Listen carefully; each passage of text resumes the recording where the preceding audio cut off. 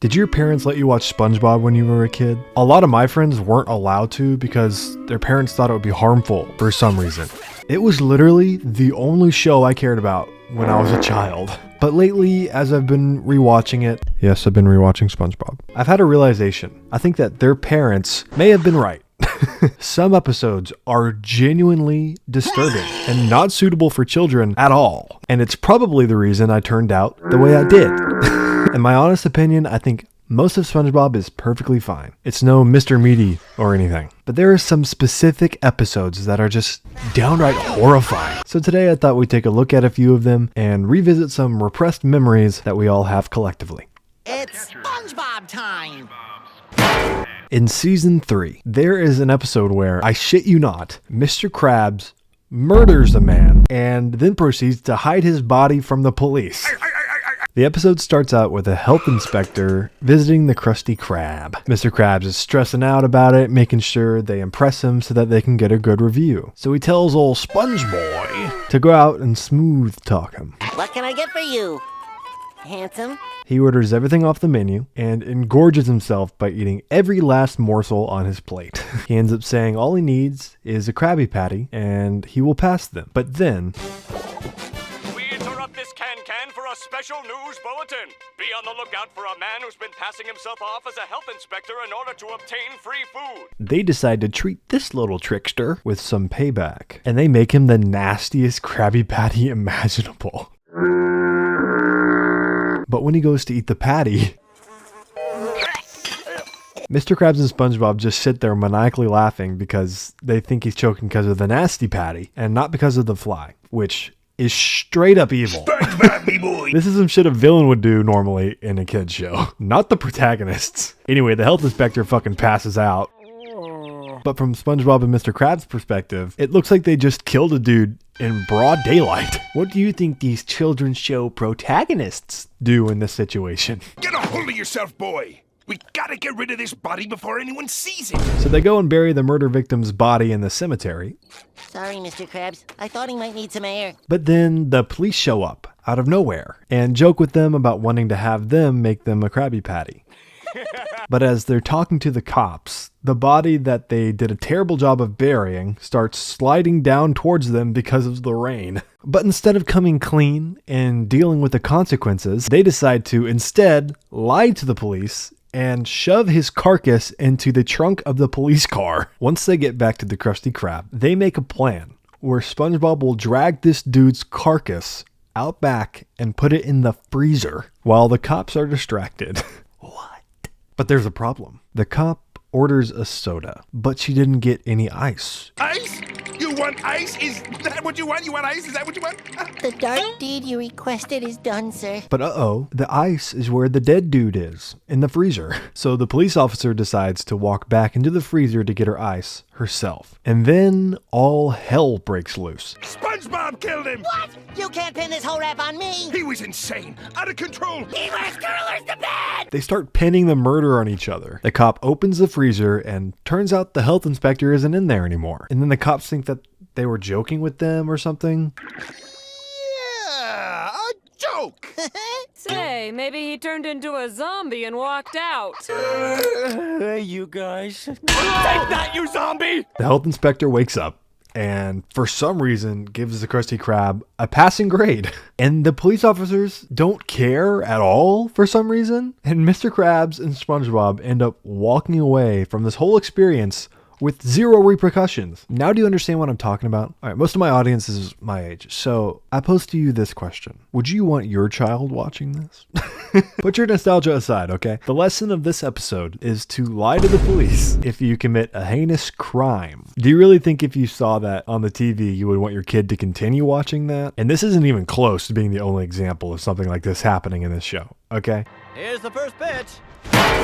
There's another episode called I Was a Teenage Gary. This was technically a Halloween special, but for some reason I have memories of them just airing it all the time, like even when it wasn't around Halloween. And this episode freaked me out as a kid, dude. And not really because it was scary. It freaked me out because it was just fucking weird. The episode starts out with SpongeBob fucking around with Gary doing some dumb shit. Patrick comes in and does this little dance because he's excited to go to the annual jellyfish convention. SpongeBob gets worried because he doesn't have anyone to take care of Gary while he's away. But then Squidward shows up and they ask him. Squidward denies the request.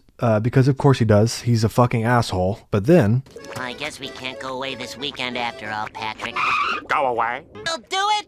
Great! So SpongeBob and Patrick leave. And Squidward, being the dick that he is, completely forgets to take care of Gary. He just sits outside and tans for literally 3 days straight. When SpongeBob returns, Squidward realizes that he hasn't fed Gary in over 3 days, and he races to try to feed him before SpongeBob comes in and sees that. So SpongeBob obviously sees that something is wrong with his pet and decides to call the Snail Doctor. This is definitely a snail. He prescribes a shot of snail plasma. Now, this snail plasma is the reason why this episode goes all fucking. For some reason, the doctor says that he doesn't want to give Gary the shot. Aren't you gonna do it? Oh, no. And leaves SpongeBob and Squidward to figure it out. But then Squidward misses Gary and ends up stabbing SpongeBob with it instead. You've injected me with snail plasma. Squidward leaves and SpongeBob starts to feed Gary. But then he starts acting like weird. He starts eating all the snail food and he starts meowing. Meow! Why'd I just do that? He starts slowing down to a snail's pace. Do you see what's happening here? His fucking eyes shoot out of his head to form eye stalks, and then his body starts to contort and to the shape of a snail. Is that not horrifying? Am I crazy? I was not ready to watch body horror at 5 years old. Okay, this fucked me up. Squidward's doorbell rings, and this happens. You're gonna be just fine. You're gonna be just fine. Meow! So Squidward smartly closes the door and hides. Squidward starts barricading all the entrances because freaky Snail Bob is trying to break in. But somehow he gets in anyway. Sponge Snail starts chasing him all around his house. And eventually, Squidward gets injected with the snail plasma too. So SpongeBob and Squidward are now both transformed into snails, presumably forever. And that's how it ends? That's horrifying. It's not like this episode is creepy or anything. It's just really weird and it's like off-putting and just not fit for the eyes of children. I like the episodes when SpongeBob was playing with bubbles, not when he was getting his body mutilated and transformed into an animal.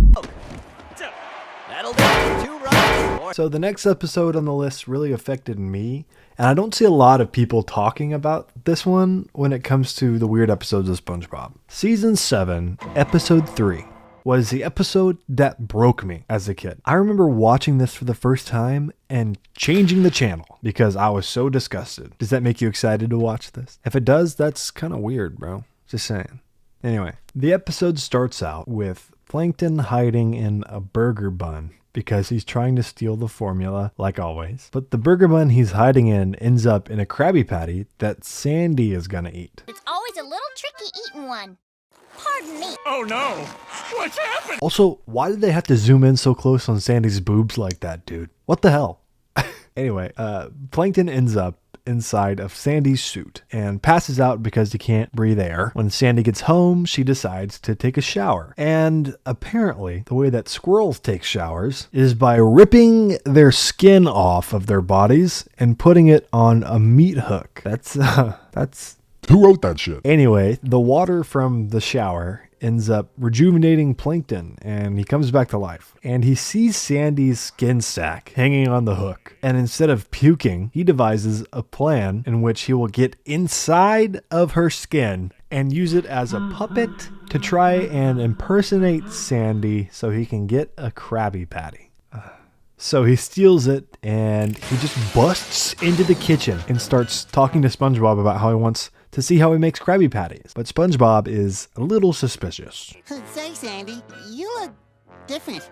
What are y'all talking about, SpongeBob? They start cooking patties, and for some reason, Mr. Krabs puts the secret formula out there in the open. Ugh.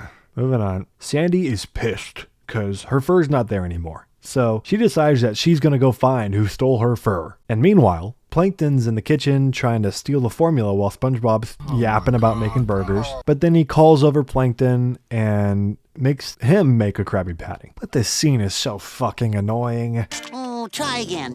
Oh, try again. Oh, try again. Oh, try again.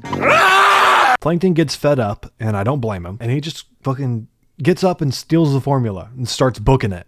But as he's just about to get out of there, Sandy walks in, and they start to have a brawl.